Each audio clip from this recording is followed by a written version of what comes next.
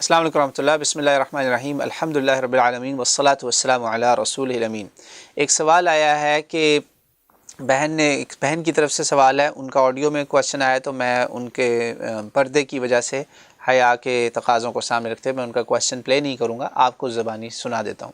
وہ کہتی ہیں کہ ہمیں کسی نے مسئلہ بتایا ہے، ہم شادی کے کارڈ چھپوا رہے تھے فیملی میں کوئی، تو اس میں آپ کو پتہ ہے جب انویٹیشن بھیجتے ہیں تو بولتے ہیں فلاں Mr so and so and Mrs so and so cordially invite you. That's the invitation. تو انویٹیشن کارڈ ہوتا ہے شادی کا جو کارڈ، دعوت نامہ۔ ان کو فتویٰ آیا ہے کہ جی خاتون کسی کو دعوت نہیں دے سکتی۔ جی ہاں، یہ فتویٰ ان کو کسی نے بھیجا ہے، خاتون دعوت نہیں دے سکتی، تو لہذا شادی کارڈ پہ خاتون کا نام نہیں ہونا چاہیے، یہ فتویٰ آیا ہے۔ تو پوچھا گیا کیا یہ صحیح ہے یا غلط ہے؟ دیکھیں، خاتون کسی کو دعوت اگر نہ دے سکتی ہوتی تو یہ رسول اللہ صلی اللہ علیہ وسلم اپنے آخری خطبے میں اس کا اعلان کیوں کرتے اور آپ بتاتے کہ دعوت کیسے دینی ہے؟ آخری خطبہ ہی دیکھ لیں، خطبہ حجۃ الوداع، یہ تو آپ کو کسی حدیث کی کتاب میں پڑھنے کی بھی ضرورت نہیں ہے، آج کل تو گوگل پہ لکھیں فیئر ویل سرمن خطبہ حجۃ الوداع آف رسول صلی اللہ علیہ وسلم، آپ کو سارا مل جائے گا، ہر حدیث کی کتاب میں جہاں جہاں آیا سارا مل جائے گا، صحیح مسلم سے ہی آپ پڑھ لیں۔ رسول اللہ صلی اللہ علیہ وسلم نے اپنے آخری خطبہ مبارک میں حج کا جو خطبہ تھا، 1,00,000 کے مجمع کے سامنے، 100,000 پلس لوگوں کے سامنے، یہی قیاس یہی نا نمبر کا، کہا کہ عورتوں کو کہا اپنے شوہروں کی عزت کرو، ان کا حق، پہلے مردوں کو سمجھایا کہ تم عورتوں کے ساتھ اچھا سلوک کرو، ان کو تم نے اللہ کی طرف سے تمہیں وہ امانت ملی ہیں، اللہ نے انہیں تمہیں دیا ہے، ان کے حقوق پامال نہیں کرو، اور ساتھ میں کہا عورتوں تم بھی سن لو، عورتوں کو کہا تم اپنے شوہروں کی عزت کرو اور اپنے شوہر کے گھر میں اس کی مرضی کے بغیر کسی کو نہ بلاؤ، ایسے کسی کو دعوت نہ دو جس کو وہ ناپسند کرے۔ یہ صاف ہو گئی بات۔ اس میں رسول اللہ صلی اللہ علیہ وسلم نے کہا کہ تم عورت ہو تم نہیں دعوت دے سکتی، نہیں دے سکتی ہیں آپ دعوت، بالکل دے سکتی ہیں، شریعت میں اجازت ہے، رسول اللہ صلی اللہ علیہ وسلم نے خود کہا ہے، شرط صرف یہ بتائی شوہر کی اجازت سے ہونا چاہیے، اس کی اپروول سے ہونا چاہیے، یہ ایک رسمی بات ہی ہے، کوئی فرق نہیں پڑتا اگر آپ نے لکھ بھی دیا۔ اچھا، یہ تو ایک پہلو ہو گیا، سوال میرا بھی جواب ختم نہیں ہوا۔ اب ایک میں وہ بات کرنے لگا ہوں جو ایک ہے حیا کا تقاضا، جو حیا ہوتی ہے نا اس کے لیے کوئی قاعدہ قانون نہیں ہوتا، اس کی میں آپ کو مثال دیتا ہوں۔ اللہ کی کتاب میں اللہ تعالیٰ نے کبھی بھی ازواج مطہرات کا نام لیا؟ کوئی خاتون کا سوائے بی بی مریم سلام اللہ علیہا کے دکھائیں نام لکھا ہو؟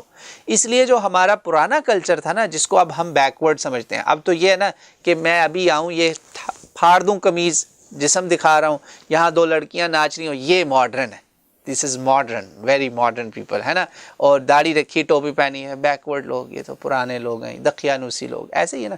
یہ جو دقیانوسی تھے نا پرانے لوگ، یہ ہم سے بہت اچھے لوگ تھے، ان کے اندر دین ہم سے زیادہ تھا۔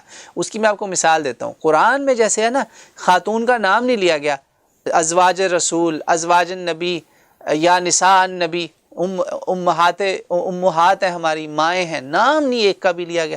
آپ خود دیکھ لیں، یہاں تک کہ طلاق کا کیس تھا سیدنا زید بن حارثہ کی، وہاں پہ بھی کہا جب اس زید کی اپنی زوجہ سے طلاق ہو گئی، جب اس کا معاملہ ختم ہو گیا، نام نہیں لیا اللہ تعالیٰ نے۔ یہ کیا؟ اسی وجہ سے ہمارا جو پرانا کلچر تھا اس میں کہا جاتا تھا فلانے کی امی، ارے فلانے کی امی، ام فلان، ام محمد، ام فلان، ام طلال، ام بلال، ام سلیم، ایسے بلایا جاتا تھا۔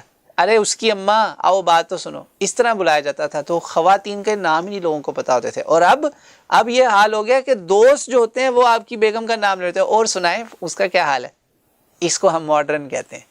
یہ قیامت آ گئی۔ تو اگر حیا کے تقاضوں کو سامنے رکھتے ہوئے اس ہائر لیول آف ماڈسٹی، جو حکم نہیں میں کہہ رہا، ایک یہ ہائر لیول ہے، اونچا لیول ہے، اگر آپ شادی کے کارڈ پہ بیوی کا نام نہیں لکھواتے، یہ لکھ دیتے ہیں ام فلان، مطلب مسٹر سو اینڈ سو اینڈ ام فلان، یا زوجہ wife of so and so, Mr and Mrs so and so, ایسے لکھ دیں آپ، نام اس میں ان کی کنیت ڈال دیں، ان کا اصل نام پہ پردہ رہے گا، نام پہ بھی پردہ ہے۔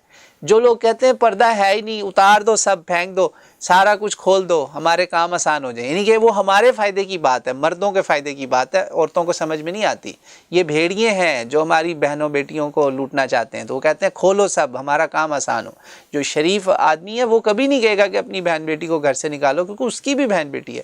تو شریعت کے اندر تو اصل میں اتنا پردہ ہے کہ دیکھیں، عورت کی آواز پہ پردہ، اس کے نام پہ پردہ، سبحان اللہ، قرآن کھول لیں آپ، نام پہ پردہ، آواز پہ پردہ، تو پھر سر کا جسم کا پردہ کیوں نہیں ہوگا؟ اسی لیے میں نے اس پردے کو ہی تو عزت کو سامنے رکھتے ہوئے بہن کی آواز میں آڈیو پلے نہیں کی. تو اس میں صاف مطلب پتہ چل گیا. لیکن حکم نہ لگائیں.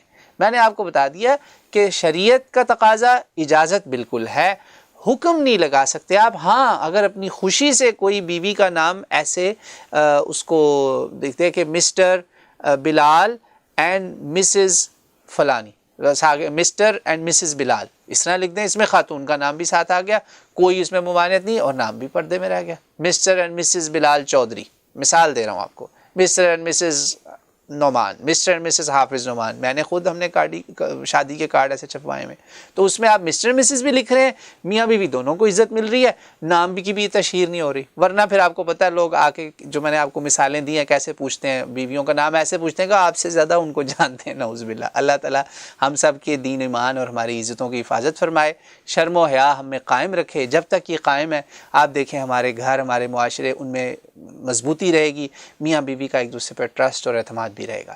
واللہ اعلم.